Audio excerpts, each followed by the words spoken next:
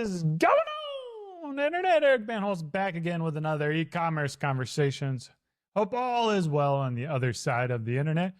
On the other side of the internet from me, it's you guys. Again, got another solo episode and kind of breaking down, how I lost nearly $1 million over a couple of years and where we're at now with the business and how I see the business moving forward. So this is kind of another Beardbrand update. If you haven't caught my previous episodes on this, I dug into the problems of the business quite a bit, but I'll give you a quick recap for those wondering. 2023, 2024 were by far our worst years in business ever, to the point where, I mentioned we lost $1 million over those couple of years. Basically, our cash got down in our business to levels that maybe I hadn't seen since like the first year of the business. We were hemorrhaging cash. It was just like a friggin' fire hose just going crazy with cash going out the door and not any cash coming in. So the primary catalyst behind a lot of this was really kind of started with Target. We were in all of Target's stores. They were a 7-figure account for us. And we were with them for a number of years. And for those who haven't worked retail, basically every year you pitch to Target what your plans are for the year, and then they'll kind of accept it or not accept it. Historically, they were pretty good about telling us where we stood, what kind of opportunities we had, where there was room for growth, where there wasn't room for growth. And Target had a big initiative to kind of bring sustainability to their customers. So one of the things that we did is repackage our products from glass and plastic to aluminum packaging, which is more sustainable, it's more recyclable, it's lighter weight, so there's less shipping impact from a logistical standpoint. And of course, plastic has some challenging downsides. In addition to that, we were performing okay, but we weren't like the leaders in the space. I think there is still room for improvement. So whenever you see room for improvement, you kind of figure out like what are the ways that will make Beardbrand kind of a no-brainer. And at the time, our strategy was, well, we have such a tiny product like beard oil. We were selling in a 1-ounce container, 30 ml container, and that doesn't really take up a lot of shelf space. So our thought process was to move to larger packaging so that we could take up more shelf space, have a larger presence on the shelves, and kind of stand out to the consumers like, oh, this giant product versus the competitors. So you launch in Target, I believe it's February, you need to deliver your stuff. And of course, filling POs and things like that takes time. So we started the process and committed to switching over to aluminum packaging with the hopes of, or the expectation of continuing to work with Target. We had worked with them at this point, probably like 5 years or three to 5 years. So it felt like we were on pretty good terms. We would never miss a PO. We always delivered on time. We had good metrics, and we thought we were in a position to continue working with them. Well, long story short, Target effectively ghosted us. They, after working with them for a number of years, they didn't even have the decency to reply to the emails. Didn't have the decency to tell us what worked, what didn't work. And long story short, they stiffed us about $200,000 in products they paid for, products they bought from us. They never paid us, and they dropped us.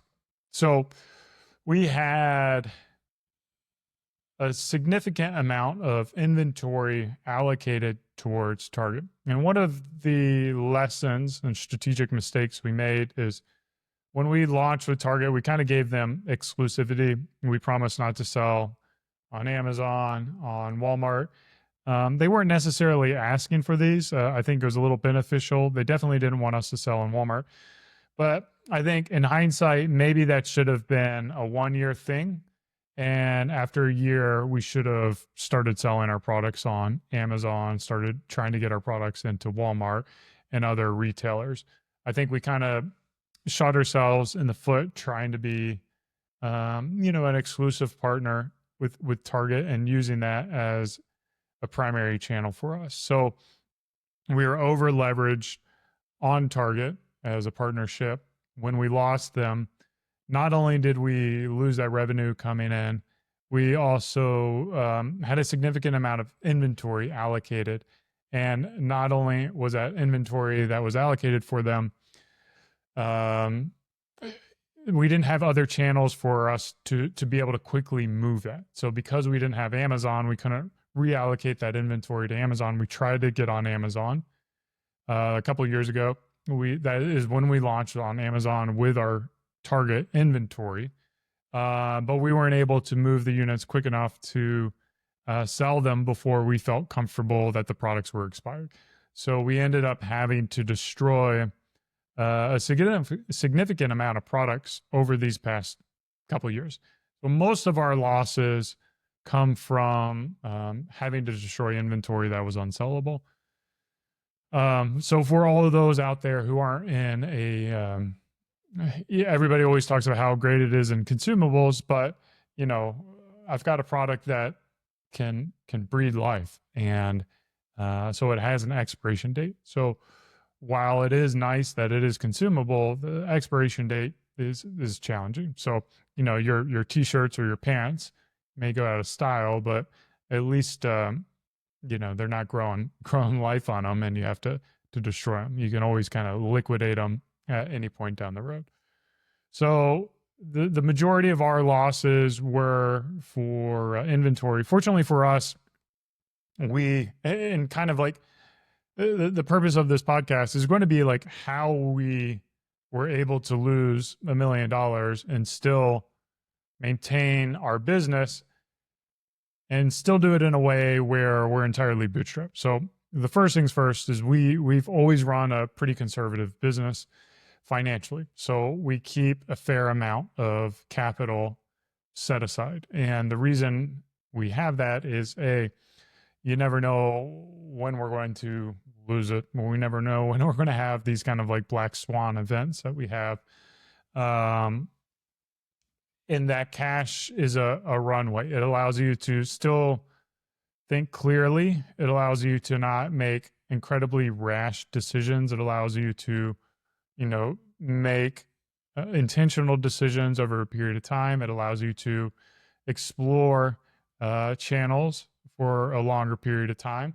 And it allows you to basically sleep better at night. So we were fortunate that in our better years, we accumulated a fair amount of capital to be able to leverage to keep us up during the hard times. So we basically exhausted all of our, they talk about you want to have like 6 months of savings or whatever it is like we had that, and we went through all of it. So like we went down to the very end. Fortunately, we never got to the point where we had less cash than expenses. So we were able to do all this without building up, lines of credit or taking high interest loans or bringing in outside investors. I certainly had conversations with people in the event that we had to go that route. It was something I was prepared to talk about. It was also something where, I wanted to consider, or I considered, taking money from my personal savings and putting that back into the business. And that's always an interesting question, because you're doing that at a time period when your business is not going well. And when you, as an entrepreneur, do not have the same confidence as when things are going well. So you don't have that same kind of certainty that this will end. There is the very real chance that this is a falling knife, and it could continue to go all the way down to zero. And you don't want to have created wealth from your business to see all that wealth evaporate. So for me to actually write a check to the company again was something that I really did not want to do. And I don't think my business partners wanted to do that at all. We wanted to figure out a way out of it without having to write that check. So that was kind of a big thing for us. We also, in addition to losing Target, we had a number of very inopportune moments with the business. We were audited by the state of Texas. We were communicating with them. We were working with them. We're giving them all the details. We were waiting for the final, basically audit to come in and let us know what we owed. And instead of getting that invoice, for lack of better terms, we got a tax lien. And that also really put us in a bind where we were working with Brex at the time. And, Brex is a company that we've been with for a long period of time. We've never missed a payment. We always pay on time. And I guess they get notified of tax liens and they froze our account. Fortunately for us, we also had an Amex, and Amex was great. They supported us. Again, with Amex, we always pay our bills. We always pay on time. That's one of the things that I'm a big believer in is if we use services, that we pay for those services.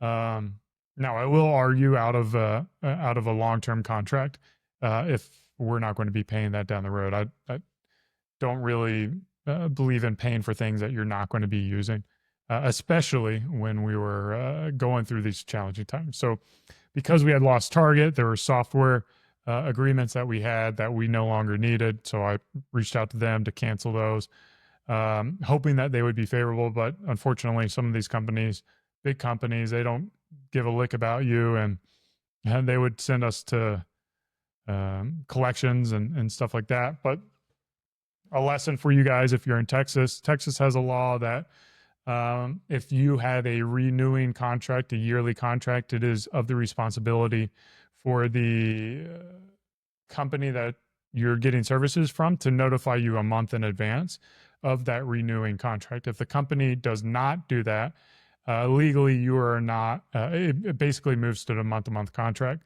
So fortunately for us, we knew that Texas law, we were protected by that. And we reached out to them and basically told them, like, come and sue us. You didn't email us. You didn't notify us that you're renewing the contract within the guidelines of the Texas law. We're not liable for this. We paid for the things that we paid for, and we moved on. So those are the kind of the non-fun things that I was spending a lot of time and resources doing during this. We also had an ADA lawsuit, which I've talked about a few times.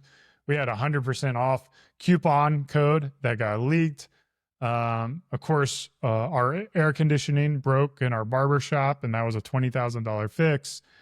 We had regulatory changes to key ingredients and a number of our fragrances that we had to readjust. So these were kind of things that happened to us that we had to react to rather than, our own strategic mistakes. But in addition to that, we also had our own strategic mistakes.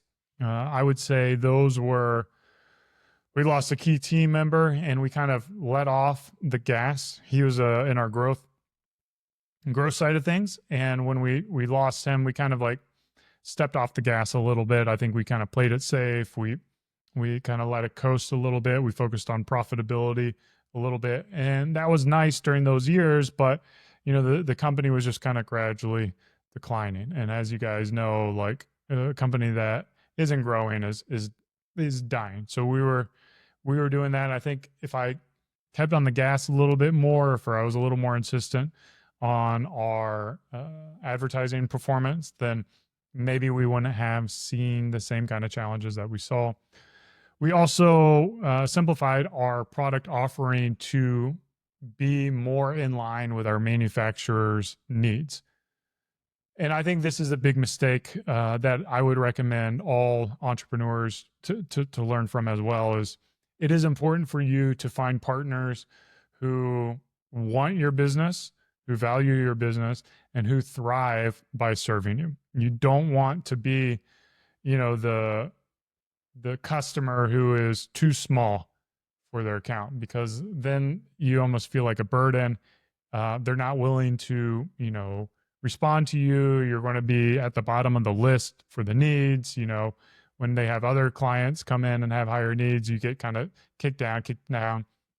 And on the other side of the thing, you don't want to be the biggest company, because a lot of times, they're constantly missing deadlines. They can't keep up with you. They're stressed to the gills. So, that manufacturing relationship dynamic is really that Goldilocks. Like, how do you find that perfect manufacturer that is excited to serve you and that you can work with? And then hopefully, as you grow or as they grow, you kind of grow together. And if you don't have that clear expectation, hey, when we've outgrown y'all or y'all have outgrown us, let us know so we can make adjustments to our business. And I think that is a big lesson for me, is like, I never want, again, to work with vendors who aren't excited for my business. There's nothing more frustrating than me spending what I feel to be a lot of money for my company, and they're just like, no, that's not that big of a deal. I don't really care. I'm not really responsive. I hate that. So trying to find that right partner is absolutely crucial in running and operating your business. We also, one of our strategies was to try to capture more market share. And again, this was kind of playing into the needs of our manufacturers. We wanted our volume to go up significantly. So our thoughts are we can get our volume to go up by lowering the price. Unfortunately, when we lowered the price and cut our margins, it didn't move the needle at all. In fact, the people who thought we were expensive still thought we were expensive. And the people who were going to buy from us, no matter what, because they wanted excellent products, they were just now buying at a lower price. So we had a kind of a double factor of,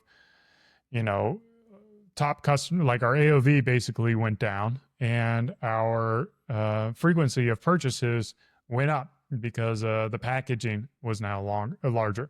So, and we lost a lot of customers because we killed fragrances that they love. So it was just like so many things went wrong, and we just saw it. I mean, basically, our top line revenue got cut in half. We went down quite significantly.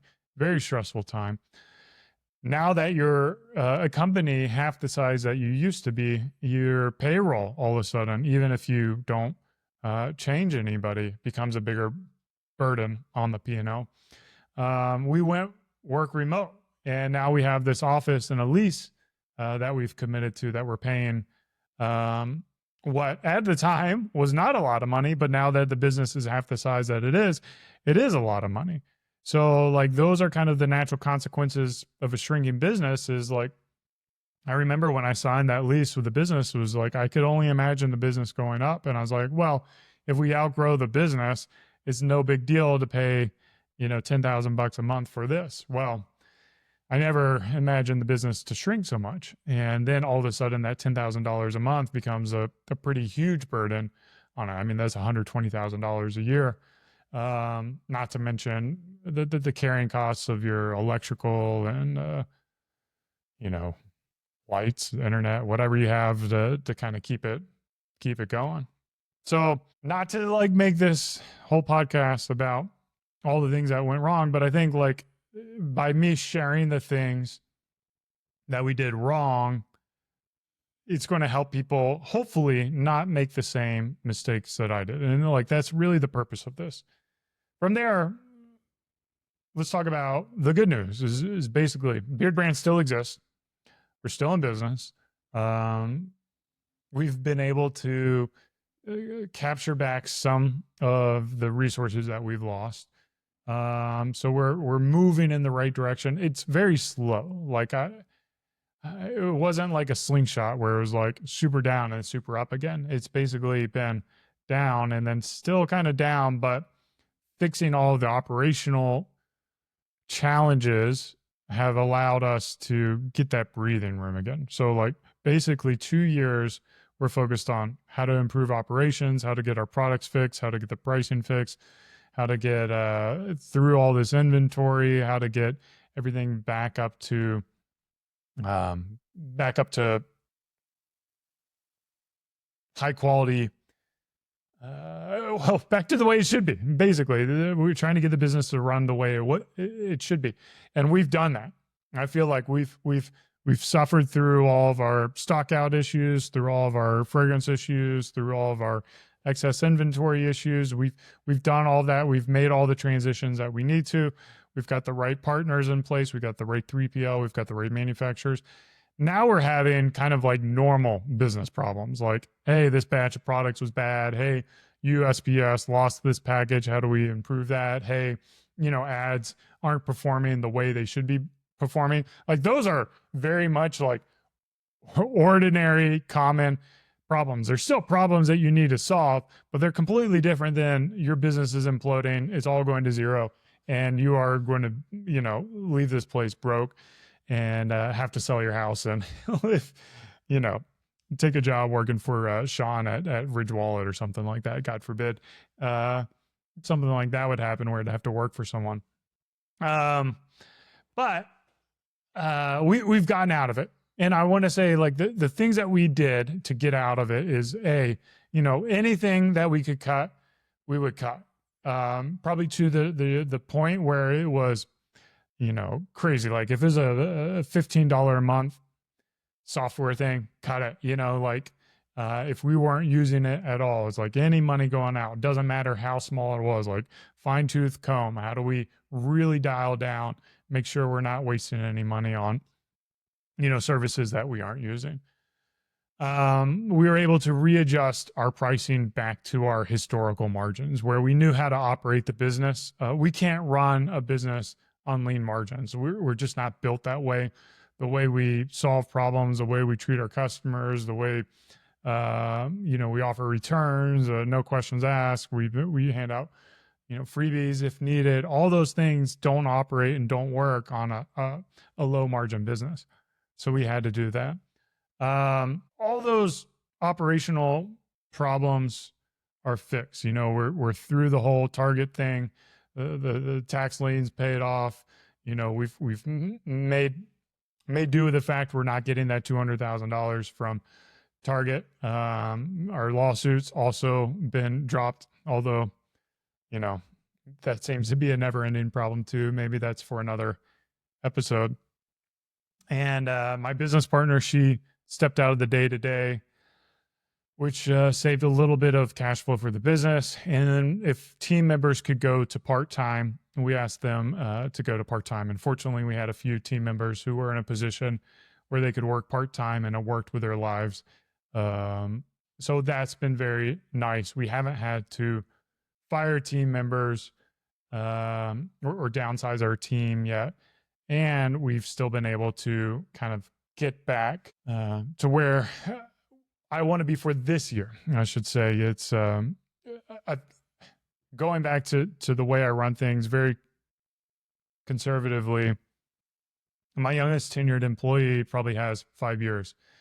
And on Twitter, I saw a former guest of e-commerce conversations, MedTab, talk about how, he's seen a lot of P&Ls with great team where the founder talks about how they have a great team member, but the companies are losing cash. And the reality is, like, I was that guy. I was like, hey man, that's me. Like, this is the same team that I was making a lot of money with. And the team hasn't changed at all. What changed is the decisions that I made as a leader. And I think that's what we struggle with is as entrepreneurs, when we make the wrong strategic decision and we have good team members who execute well, who are passionate and they care about the company that they're working for and the customers they're serving, which is true to my team. They are incredibly talented, incredibly smart, driven, caring, and hardworking, that when I make the wrong decision and it costs the business, they are the victims of me.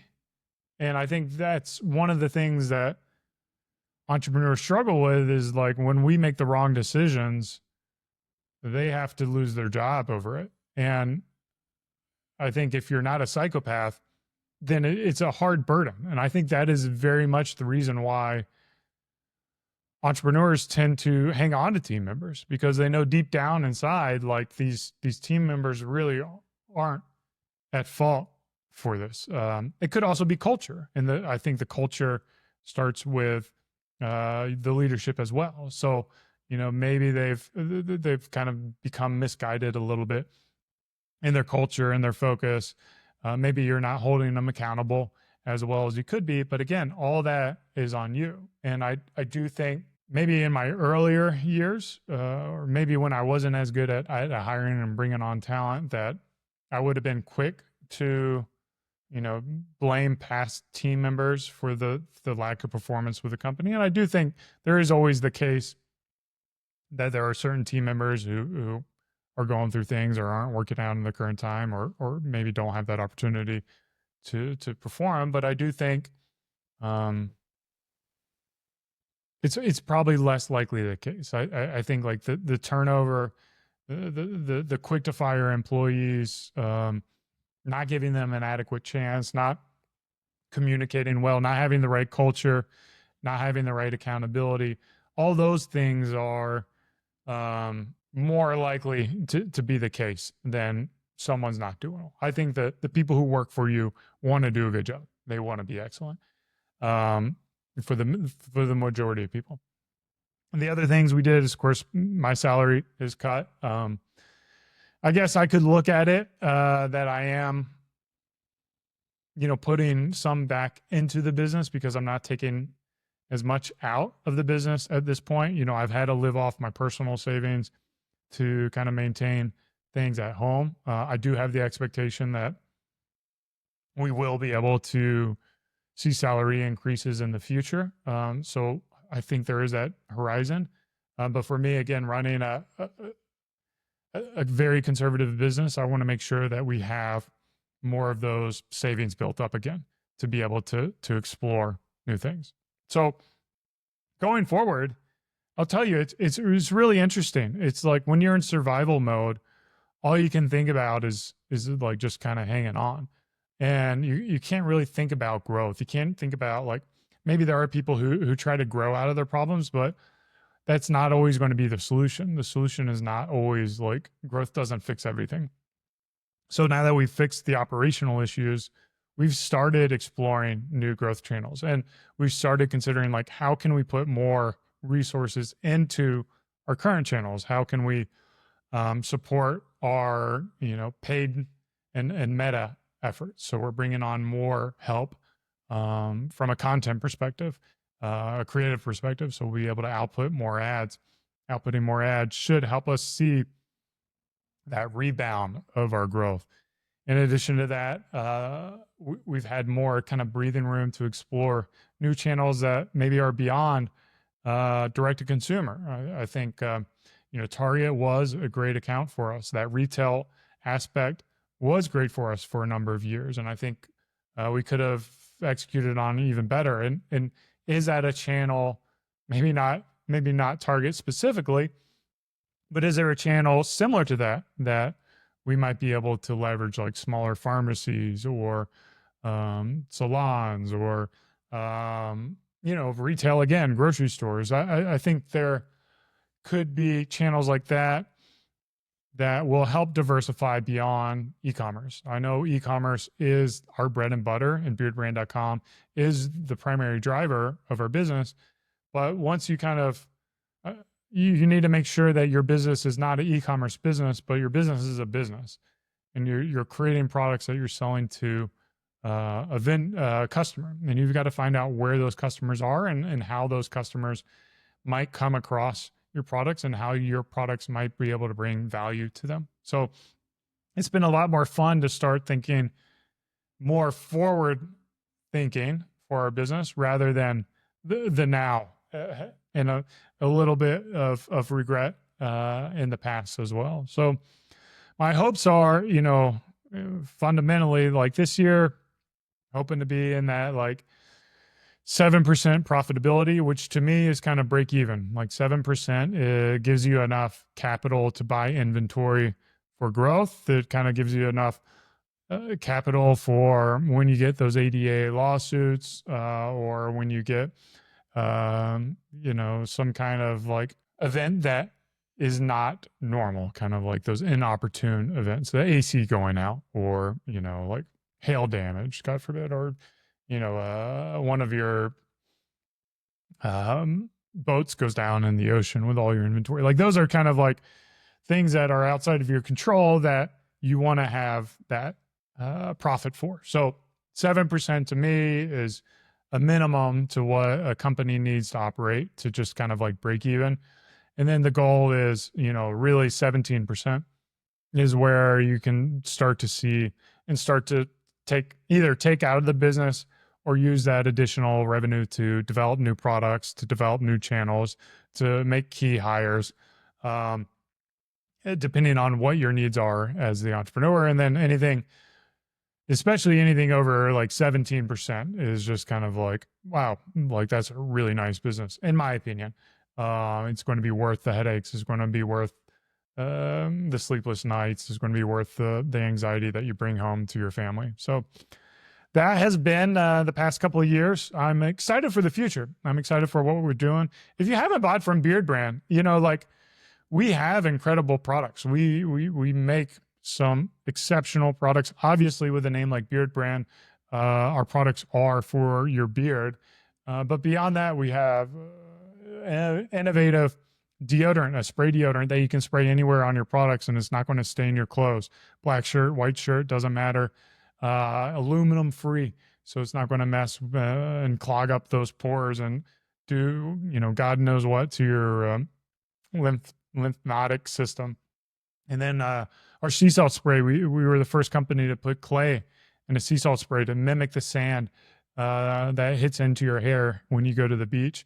We have incredible, like beachy, wavy, voluminous hair that you can get from using our sea salt spray. Our combs, our brushes, we have a beard trimmer, our utility trimmer, incredible product.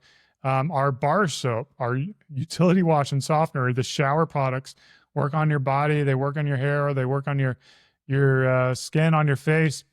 Our oil, you can use it on your face as a face oil. You're looking at this video now, and I'm an old dude. I'm getting up into my mid 40s, and maybe I look a couple years younger than my age might suggest. And I've been using Beardbrand for a long period of time. So I'm not going to say overnight you're going to look as good as me, but maybe you are. Maybe you are.